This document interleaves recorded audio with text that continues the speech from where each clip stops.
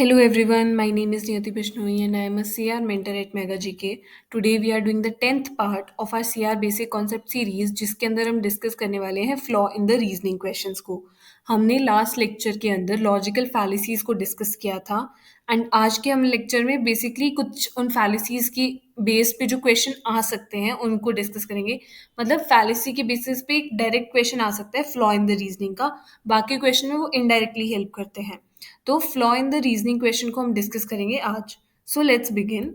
First is what are you suppose to do in this. हमने last video के अंदर flaw को तो डिस्कस कर ही लिया था कि फ्लॉ क्या होता है। Second part of the question is flaw in the reasoning. So हमें एक बात को बहुत ही क्लियर रखना है कि एक आर्ग्यूमेंट, एक पैराग्राफ के अंदर एक मेथड ऑफ रीजनिंग होता है। ऑथर का आर्ग्यूमेंट प्रेजेंट करने का एक मेथड होता है जिसको हम नेक्स्ट वीडियो में डिस्कस करेंगे कि मेथड ऑफ रीजनिंग क्या होता है and how such questions are asked in the examination. But अभी जो हमारा flaw in the reasoning concern है उसके अंदर एक जो ऑथर की मेथड, ऑथर का जो आर्गुमेंट प्रेजेंट करने का तरीका होता है उसके अंदर एक इनहेरेंट फैलिसी होती है। हमें उसे बस आइडेंटिफाई करना होता है एंड करेक्ट आंसर उसी को डिस्क्राइब कर रहा होता है कि how that fallacy is being done in the passage और paragraph. A flaw in the argument of the author is to be identified and correct answer will be describing that flaw. यहाँ से हमें clear हो जाना चाहिए कि हमारे जो क्वेश्चन को अटेम्प्ट करने का तरीका भी यही होगा।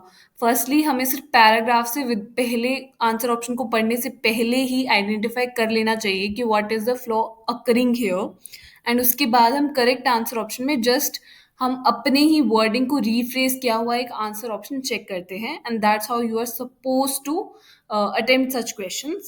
Next is question stem. Which of the following most accurately describes a flaw in the argument's reasoning?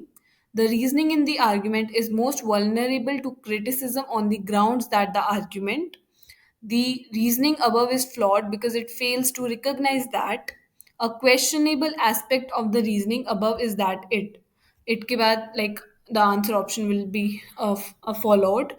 But यहाँ से हमें क्लियर हो जाना चाहिए कि there will be some word like criticism, vulnerable, flawed, ये सब वर्ड से हमें अपना क्वेश्चन आइडेंटिफाई हो जाना चाहिए।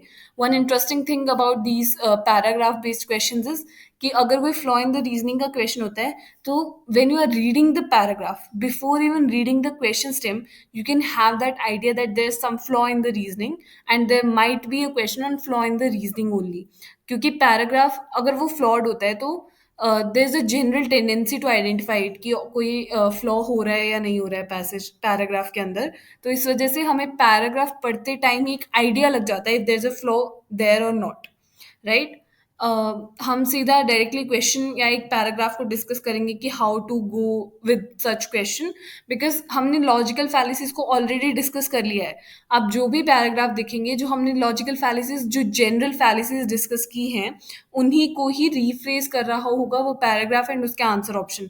आज की वीडियो के बाद you can go and look for some other flaw in the reasoning question and you can check कि जो हमने लास्ट वीडियो में फैलिसीज डिस्कस की थी क्या वही फैलिसीज हैं because as much as I know they are the most used one by the authors।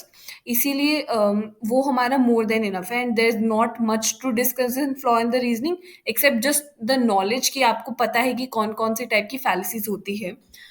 So the paragraph says, the more research is conducted on ancient Greek civilization, the more we discover about its artistic contribution। यहाँ से introductory line में clear हो जाता है the paragraph is about Greek civilization and artistic contribution। Not only were Greek sculptures highly regarded for their realistic portrayals, but their poetry also showcased intricate designs and skilled craftsmanship।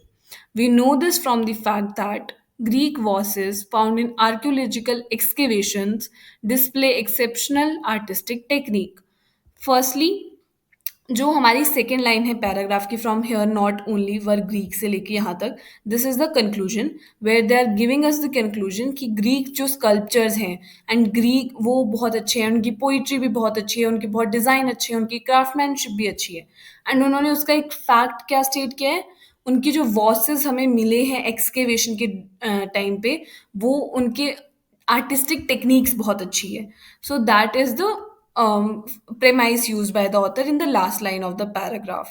यहाँ पे देखो अभी इस paragraph को if you are reading too fast and without comprehending the things, तो ये आपसे ज़रूर मिस होगा।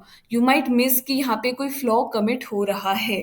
तो अभी जो मैंने ये पैराग्राफ इसीलिए उठाया था because it is not usually easy to identify the flaw in such reasoning, जो कि बहुत ही अच्छे से फ्रेम्ड होती हैं। I could have chosen a very easy paragraph जिसमें बहुत ही क्लियरली होता है। अगर मैं किसी अटैकिंग द सोर्स वाली फैलेसी का पैराग्राफ चूज़ करती, that they are the most easy to identify, because वो देखते ही पता चल जाता है that you are attacking someone's character और action instead of giving some reasoning for your conclusion. तो अगर उस टाइप का पैराग्राफ होता तो बहुत ईज़िली आइडेंटिफाएबल होता, but in this paragraph this is a bit difficult to identify the flaw, and इसके अंदर ओवर जनरलाइजेशन हो रहा है। Why? Because the premise used here is about Greek vases. एक ग्रीक वॉस एक बहुत ही स्मॉल भी नहीं, but still it's a subset of poetry and sculptures. मतलब देखो, जो हमारा कंक्लूजन है that is Greek sculptures, and usually Greek के जो क्राफ्टमैन हैं वो they were skilled, and it is talking about a general sense कि ग्रीक के जो भी आर्टिस्टिक कंट्रीब्यूशन है, they are all excellent quality. और उसका जो उस पूरे जनरलाइजेशन का बेस है सिर्फ और सिर्फ एक एक्सकेवेशन के ग्रीक वॉसेस। तो ये एक ओवर जनरलाइजेशन हुआ, एक बहुत ही स्मॉल सैंपल सेट से एक बहुत जनरल कंक्लूजन ड्रॉ किया है। हम अपने आंसर ऑप्शन में भी वही देखेंगे।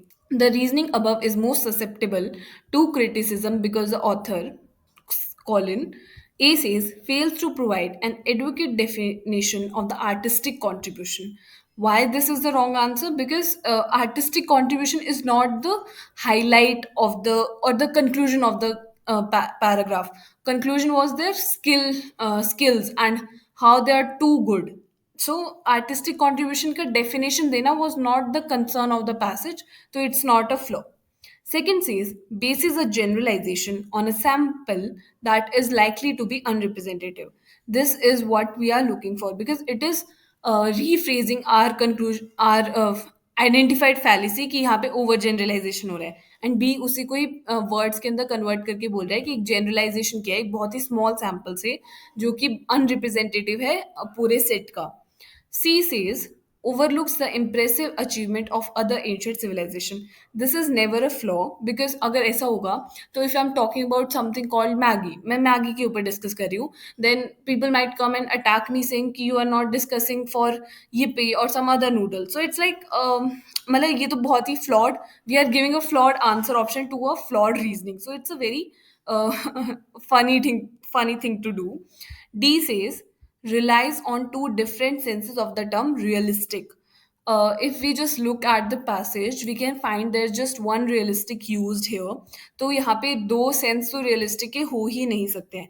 अगर कोई दो वर्ड हो, मतलब अगर रियलिस्टिक कहीं दो जगह यूज हुआ होता एंड अगर वो दो दो डिफरेंट सेंस दे रहा होता तो ही हम इस ऑप्शन को इवन कंसिडर करते, but since they are not, realistic is not even used twice, so D is not the correct answer option.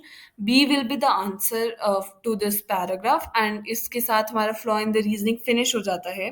हमने ज़्यादा डिस्कस करने के लिए वैसे भी नहीं है flaw in the reasoning के अंदर, because flaw in the reasoning all about logical fallacies। उन particular words को ऐसे rephrase करके जो आंसर ऑप्शन होते हैं, पैराग्राफ को पढ़ो, you will get an idea जो हमने लॉजिकल फैलेसी डिस्कस किया उनमें से कोई है, एंड उन्हीं के रीफ्रेस्ड आंसर होंगे हमारे करेक्ट आंसर ऑप्शन। तो या that's all for logical reasoning in today's video. I will see you all again in the next part, and before going I would like you all to recommend like Mega GK. Mega GK is a wonderful coaching where you have a very wonderful environment to study for your CLAT and other OLET examination preparation at a very low price. Our star faculty, obviously Mana sir, is there to teach you GK, and there are many other mentors to teach you with different subjects or section of the CLAT and OLET examination. I hope to see you in my CR class at the coaching, and I'll also see you in the next part of this series. Tab tak ke liye, tada, bye bye.